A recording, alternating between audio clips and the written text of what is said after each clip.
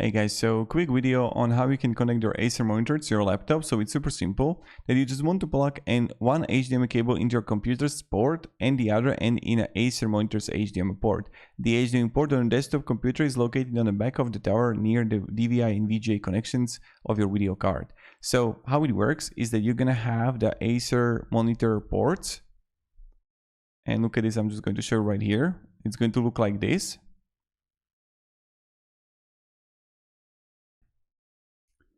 Okay, and it can look like this. You're going to have HDMI there, or you are going to have the VGA or DVI. And then where you're going to have your laptop,